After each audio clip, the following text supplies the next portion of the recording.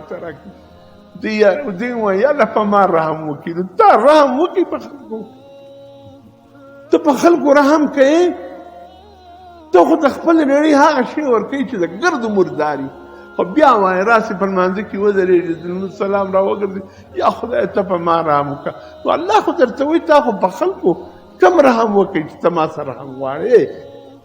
تا په خلکو کمه مهرباني وکړه چې ته ما سره مهرباني غواړې زموږ دعاګانې ولې نه قبلېږي موږ د خلکو سره هغه معاملې کوو بیا الله ته وایو چې الله ما خو خرابه معامله وکړه خو ته له ما سره ښه وکړه الله وایي ستا عمل ستا فیصله ده ته چې څنګه عمل کوې دغسې به نتیجه راځي د الله د خوا که ډبره ته سې ډبره به په سر ورېږي که ګل ته سې ګل به دې په سر ورېږي ښه عمل کوي د الله د خوا ښه فیصله راځي که خراب عمل کوي فیصلې به هم دغسې راځي ته خو معامله د الله سره سمه کړه زما په بازار کې نن څه حال دی درواغ رښتیا په یو ترازو کې خرڅېږي جایز ناجایز په یو تله کې خرڅېږي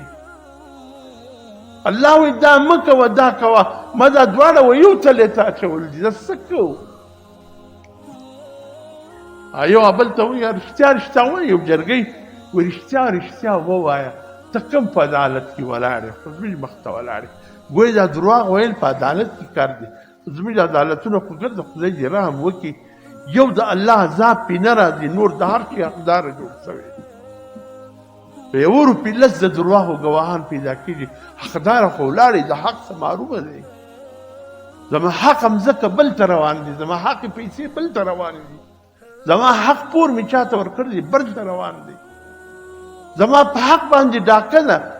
زما هغه صحیح ګواه نه مني نه پیښوي خپل د درواغو ګواه پیش کړي را باندې هغه زما حق و خپل وځان ته کړي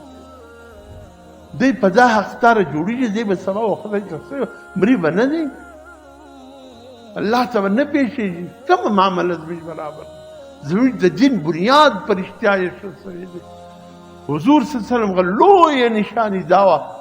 چې کافرانو طاقتونو دا ویل دا کم پیغمبر چې د خدای متعلق خبرې کوي او د خدای طرف ته خلک رابولي د خدای دعوت ورکوي د دا پیغمبره څه چا دننه پورې درواغ اورېدلی دي دا هرقل بادشاه ویلي و ابو سفیان ته هغه ویلي یا په ګرد ژوند په کوچنیوالي په ځواني درواغ یې نه دي ویلي وایي چې کم سړی په خلکو درواغ نه وایي هغه په خدای هم درواغ نه څه وایي ستا د دین بنیاد دا دی او چې نن یو غیر مسلم راسي په تاریخ کې دا خبره وګوري او دلته زما او ستا عمل ته وګوري هغه به یاره دا خو د خپل پیغمبر په طریقې نه دي ما ته به کومه لاره راوړي ته خو راسه خپل عمل خو صحیح کړو وایي دا تبلیغیان کافرانو ته ولې نه دي دعوت ولې نه ورکوي ها زما وروره زما مسلمان نه دی زما مسلمان درواغجن دی زما مسلمان خائن دی زما مسلمان فراډي دی زما مسلمان په عدالتونو کې په درواغو قسم خوري زما مسلمان درواغ او رښتیا یې په ګډوډ کړي دي حلال حرام یې په ګډوډ کړي دي خدای په چیش راضي کېږي خدای په چیش خبرې کېږي سر نه خلاصوي دا پرون چا غالبا پرون نن چا میسج را دوه ځوانان دي مسلمانان یې وایي یو ځینې پوښتنه کوي وایي کلمه مو زده ده وایي زده خو مو وه وایي ښه کلمه مو په چا ویل ده په کوم پیغمبر زموږ پیغمبر څوک دی زما په خیال کې آدم علیه السلام یو ځوان زما یو ځوان وایي څه کار کوي وایي موږ ډاکټران یو که څه بلا یو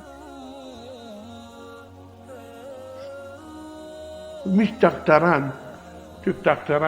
بابا پیغمبر چې آدم علیه السلام پیغمبر و که رسول و یو زما په خیال کې د اسلامیاتو ماهر استغفر الله ځوانان دا د نن خبره ده موږ دمه خوا د خپل الله دې هدایت